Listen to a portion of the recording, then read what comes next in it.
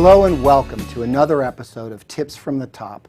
My name is Rick Barron, and today I have the unique pleasure of interviewing somebody who represents an organization focused exclusively on building leaders. Today I'm here with Alan Shaner. Alan is the International Director for Toastmasters. Alan, thank you very much for joining me today.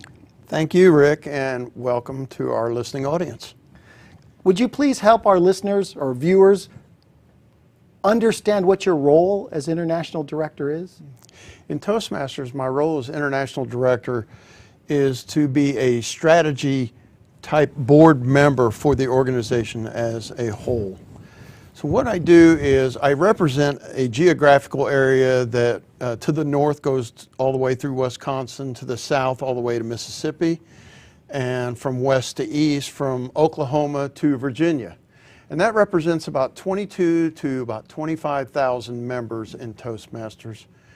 And so what I do is go out and visit with these people and listen to what they have to say and take this back to the board of directors meetings that we have in California and tell them what my section of the upper and lower Midwest is thinking and feeling. But also part of what I do is I have to think globally. And part of the board is that we are represented around the world in 126 countries. And so this one-size-fits-all solution for a problem doesn't work in Toastmasters. So even though I'm representing a big chunk of the United States, I still have to think globally and make my decisions based on what's best for the entire organization around the world. Interesting way that the role is split, Alan, because essentially what it does is allows you to take the pulse of the members in the clubs that you represent, while at the same time being still plugged into the rest of what's going on in the world with Toastmasters. It's very interesting to hear what is happening in the upper and lower Midwest and still communicate with members around the world and hear what they're saying and find out that there's some things that we have in common around the world, that it's actually a smaller world than we think it is, and that a lot of people see things the same way. And yet there are some things that we would do, certain customs that we follow here in the United States that don't necessarily work in foreign countries. So as we develop strategies and policies for Toastmasters, we have to look at what is best for everybody around the world. Very unique opportunity. I'm sure that it's one that is highly sought after. It is. I consider myself very fortunate to be in the position I'm in. It's something that very few Toastmasters will ever have the opportunity to be on the board of directors. And it's considered an elite position, but I still consider myself as just an ordinary Toastmaster who's doing a much larger job. Alan, many of the guests that sit here in that chair serve as board members of nonprofit organizations. You've described a little bit about your role. Do you see any other differences that your role as International Director with Toastmasters versus a traditional board of directors role for a nonprofit? Okay. My role on the board of directors is to make sure that we maintain our nonprofit status. That's my number one duty as a board member, because Toastmasters is a nonprofit. And also to make sure that all our financial numbers are reviewed on a monthly basis. Toastmasters, being in 126 countries around the world, has to deal with a lot of different laws, especially tax laws with countries around the world. And we make sure that these are all following in compliance. And we have full-time people in California that do this for us. Toastmasters is unique in that it's a two-tiered board. There are 19 board members, and 14 of those members are, like myself, international directors, which we provide strategy for the future growth of the organization. And then we have the other 5 members of the board are called the executive committee. This composes the second vice president, the first vice president, the president-elect, the president and the immediate past president of Toastmasters. They are more of a hands-on implementing the policies that we develop on the board of directors. So the 14 members help develop the policies, but the other 5 members help to implement those policies around the world and make sure that it is going to work for not only Toastmasters in Oklahoma, but also Toastmasters in India or China or Australia. I think most nonprofit boards spend the majority of their time fundraising. Do you do any fundraising activities? I do not do any fundraising activities. We're an all-volunteer organization. We do have some full-time staff members in California, which actually composes less than 1/3 of 1% of our membership, a very, very tiny number. Being an all-volunteer organization, belonging to Toastmasters is actually very, very reasonable. So if somebody decides they would like to join a Toastmasters club, the cost averages out to around $1.33 a week. Wow. It's very, very reasonable. Very reasonable. Yes. Right. If our viewing audience has heard of Toastmasters, most of them probably associate Toastmasters with improving their communication skills. But the tagline for Toastmasters is where leaders are made. How does Toastmasters make leaders? Okay, that's a good question. I'm glad you asked that, Rick. Toastmasters, we're in our 90th year this year, and most people know Toastmasters as the place you go to become a public speaker. But that's not always the case. The reason I joined Toastmasters was to help develop and improve my leadership skills. When you are in a room full of people and there's a person at the front of the room speaking, not only do you hear a speaker, but you also perceive that person as the leader of what's going on in that room. So communication and leadership actually go hand in hand. It's very hard to do one without the other. It's hard to be a good leader unless you have good communication skills. It's also very hard to be a good communicator and not have some leadership skills. So Toastmasters teaches both leadership and communication. And at a typical Toastmasters meeting, we are always working on both communication and leadership in the same meeting. Several Toastmasters will take roles at the meeting, and these are leadership roles. And these roles are not the same for the same person each and every week. We rotate around the group who can be the Toastmaster of the evening, or who could be the general evaluator for that session, or who would be a speech evaluator, or who would be the timer for the meeting. Each one of these are roles that you need to keep the meeting moving on time and to be productive. The one thing I hear from people that come and visit Toastmasters is they are amazed at how much we can do in 1 hour, how much we can accomplish because of the organization and the leadership of a Toastmasters meeting. Alan, it sounds like within the meeting itself, there's a lot of shared leadership that occurs in the meeting. I'm sure the clubs and the rest of the organization have fixed positions as well. I mean, what kind of roles are available for people to serve in kind of fixed positions, like yourself as the international director? Toastmasters is composed of clubs, and there's about 14,650 clubs around the world. About? Yeah. Well, that number, that was as of last October. Okay. So we know that number's gone up about 700 or 800 since then. Each club has its own unique identity, and each club has 7 officer positions that help guide the club, but they also have roles that rotate at each and every meeting, and I alluded to those roles earlier, such as the Toastmaster of the meeting.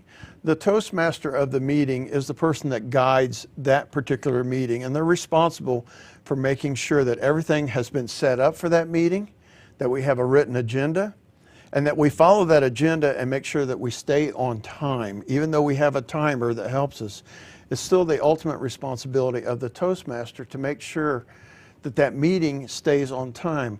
And we like to compare that Toastmaster to a CEO who is leading a business meeting. They're not there to entertain the group. They're there to run a meeting and make sure it's run like a business meeting, it's conducted properly, and that everybody gets a chance to have a speaking role during the meeting. That's just one of the many roles that is at a Toastmasters meeting, and those roles do rotate around all the membership. So everybody in a Toastmasters group has the opportunity to practice all these different leadership positions at a Toastmasters meeting. And by doing that, they help to develop their leadership skills. And it's something that you don't do just one time. You will continually do it over and over during a year's time, where you practice the various roles and become better and better at leadership. I see it, the link between the communication skills and the leadership based on the description that you've made. Are there some famous people that our viewers might know that have been or are Toastmasters? There are many famous people that have been Toastmasters, and if a person wanted to know the entire 3-page list, they could go to toastmasters.org and just type in famous Toastmasters. But here in the news recently, we tragically lost Leonard Nimoy, who was a Toastmaster. That's true. We've had other real astronauts, such as Jim Lovell of the Apollo 13 mission, was a Toastmaster. Comedian, funny man, Tim Allen. Most people remember Tim Allen. He was a Toastmaster long before he had his show called Tool Time. Some people may take a bite of this every once in a while, but Debbie Fields, who is the creator and CEO of Mrs. Fields Cookie, is a Toastmaster.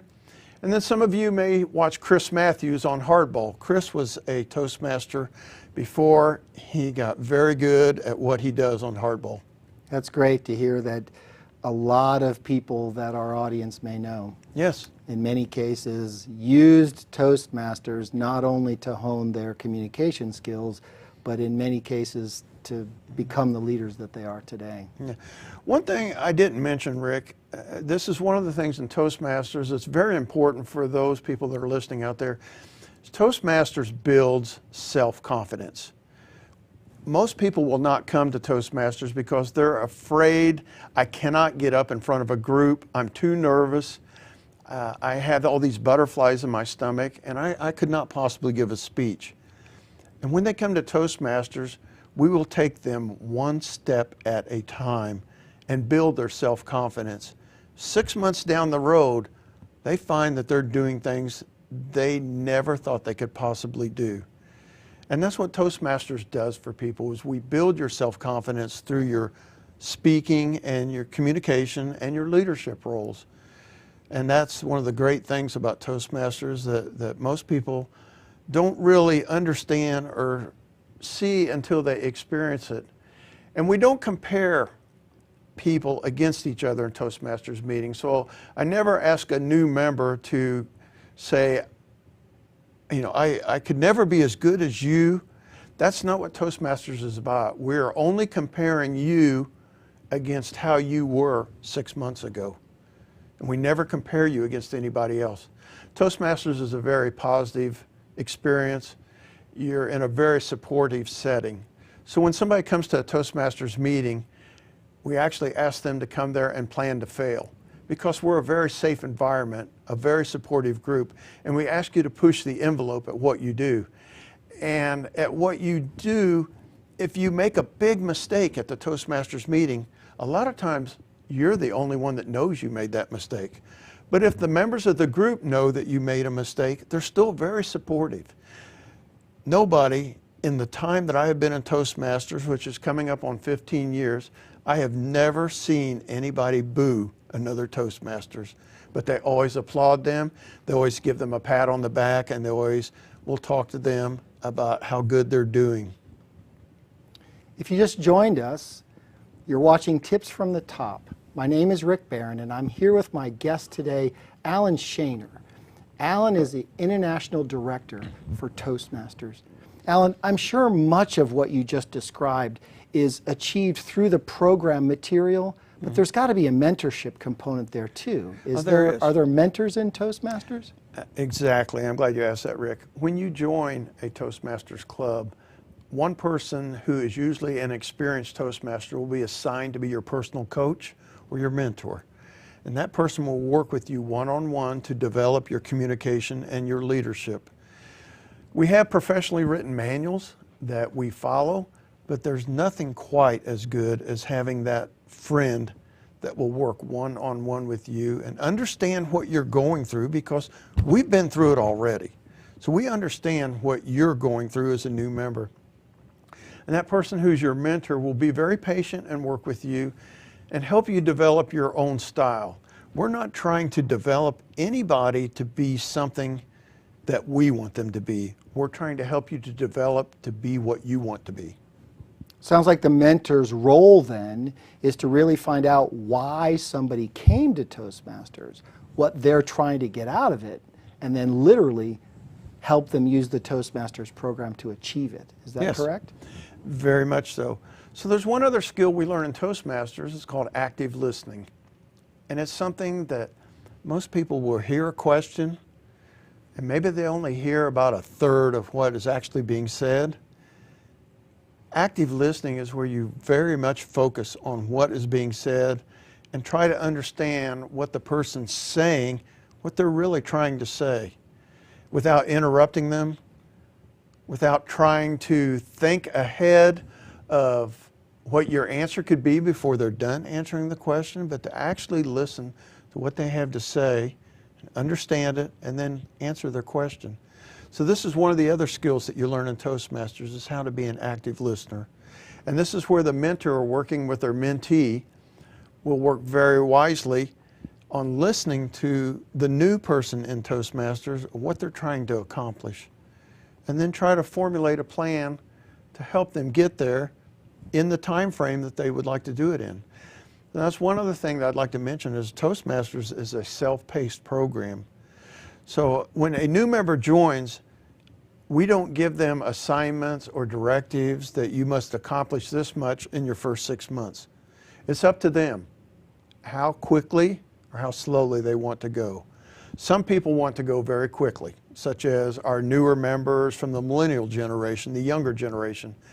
But people that are baby boomers, and even some of our people in Generation X, they want to go slower and take their time and savor what they're learning in the program. Now let's switch gears a little bit. Okay. You're a successful entrepreneur. You've been a successful educator, a retired fire battalion chief, all very important leadership roles within your community. What leadership skills were most important across those three phases or areas of your life? I'd like to break that down just a little bit. So let's start with the fire battalion chief.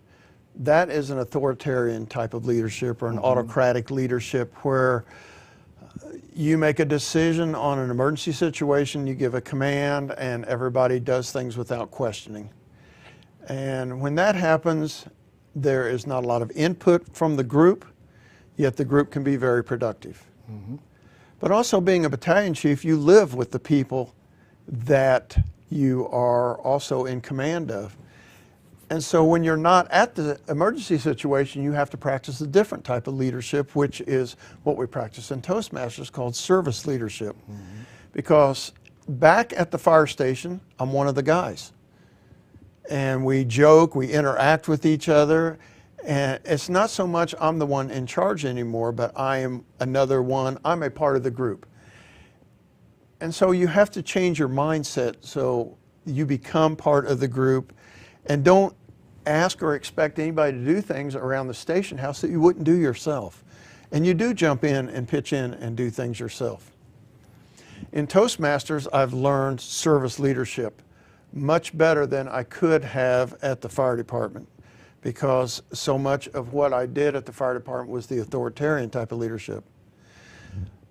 I'm an entrepreneur, I have my own business, and I was doing pretty good for myself until I joined Toastmasters, and then I found out I'm learning different little golden nuggets from Toastmasters, such as being an active listener, really paying attention to what customers have to say. Other things I learned at Toastmasters is how to properly close the sale. And in Toastmasters, that has to do with listening to the person who wants to join and closing the deal with them to get them to become a part of Toastmasters and make them understand what the benefits are for them. And as the entrepreneur, I found myself not only listening to the customers, but also doing a better job at closing the sale with the customers. And I found my numbers going up. And at first I was trying to figure out what's different here. What's going on that all of a sudden my financial numbers are going up? And it dawned on me one day that all the different things I'm learning at Toastmasters is translating into the real world and making money for me. And put a big smile on my face at that point when I finally figured out. Yeah. When I finally figured out that the things I'm learning in Toastmasters have real value. What I heard through a lot of that was respect and trust. Mm-hmm. Are there specific ways that you build that respect and trust? Yeah, in Toastmasters we have 4 core values. They're integrity, respect, service, and excellence. And all Toastmasters practice those 4 core values. And you could break each one down. Integrity, you have to have integrity. To be in Toastmasters, you have to have the respect of the individuals that you're working with. And so integrity led right into the respect of the individuals. We always practice service leadership in Toastmasters. So even though I may be an international director, I'm always ready to jump in and help out where necessary. And my job is to serve the members of my region.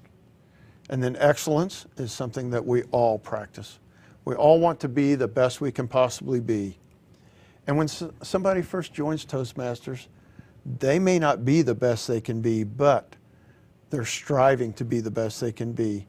And over time, they'll get there with the help of a good mentor and other supportive members of the club.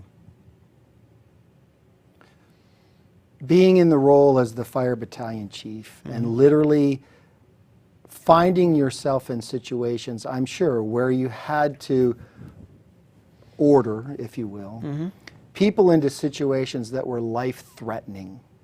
I'm sure in many cases people were injured, potentially even lost their lives based on the fact that something didn't go right. I've had an opportunity to speak to people with military experience as well, who've had to do that kind of autocratic leadership that you talked about. Yes. Is there something inside that helps you do that? I mean, literally making those day-to-day choices where this one may not come back. I've always said that in the fire service, if you had to make a decision that would affect your entire career for the rest of your life, how much time would you want to be able to think about making that decision? For firemen, for policemen, and for military people, you get a split second. You have a split second to make a decision that will affect you for the rest of your life, but also may affect somebody else's life. And the way you do that is through lots of practice and training. And that's what we do in the fire service. That's what policemen do every day. They practice, practice, practice. The military does the same thing. But in Toastmasters, we also practice, practice, practice. You cannot learn to be a good communicator and a good leader and step away from it, and a year from now come back and expect to be that same person. This is something that has to be practiced over and over and over until it becomes so routine that you do it without thinking about it, and it becomes who you are. It becomes a part of you. That's what we had to do in the fire service. So when I would make that decision, I would not second guess myself. I knew I was making the right decision. And fortunately, I did not make any decisions that cost anybody their lives. That's good to hear. Or did not get anybody injured. But there are times and situations where your police, firemen, military will have to make decisions that could cost somebody their life. But it's based on their training and their practice, and that they will do what they need to do for what is best for the group as a whole or the crowd or whatever the situation might be. It can be a very tough, lonely place that you find yourself in. Yeah, yep, I could see that. Alan, if you could go back 20, 25, 30 years, what would it be one thing that if you had known 30 years ago regarding leadership would have made a significant difference in your ability to be an effective leader? The one thing I learned at Toastmasters that we practice at every meeting is evaluations. And evaluations is completely different than criticism. Because at Toastmasters, what we do is we will build the person up as we're evaluating them, and then we will give them our personal opinion of what we think they can do better. But we make sure they understand that that's my personal opinion. It's not necessarily something based on fact, but it's my personal opinion. This is my evaluation. And you learn how to do and become a better evaluator in Toastmasters. And if I could go back 20 or 30 years, this is one of the things I wish I had known. Because when I was promoted to battalion chief, the first time I had to evaluate my employees, I was handed a piece of paper and said, evaluate your employees. And that was it. And I had had no training at that point, except evaluation was considered more criticism back then. And had I been a better evaluator, I think I could have really lifted their spirits more. And instead of trying to tell them things they could or that they needed to improve on, I could tell them more of, here's what I see, and here's how other people may see you also, but here's how in particular I see you, and in my opinion, this is something that you have inside you that you could do better. I didn't have that training back then, but I think it could have made a world of difference in morale, especially around the time period. You have that week that you know evaluations are coming, and a lot of the employees are already in a bad mood because they don't know what their evaluation is going to be. And had they experienced that once or twice, they would have had different attitudes, and I would have had a different attitude about evaluations. Absolutely. I think that's a very powerful tool that would be very helpful. We literally have less than a minute left. If there's people out there that are interested in learning more about Toastmasters, where can they go to get some additional information or find a club in their area? Okay. You can go to the Toastmasters website, which is www.toastmasters.org. The homepage will come up, and there's a box that says Find a Club. All you have to do is put your zip code in, and it will give you all the clubs that are meeting in your area for about a 25-mile radius. You can expand that radius or decrease that radius as you want to. Some clubs are open, which means they're open to the public, and some are closed, which means they're only open to corporations. Thank you, Alan. And thank you for watching another episode of Tips from the Top with my guest, Alan Shaner, International Director of Toastmasters.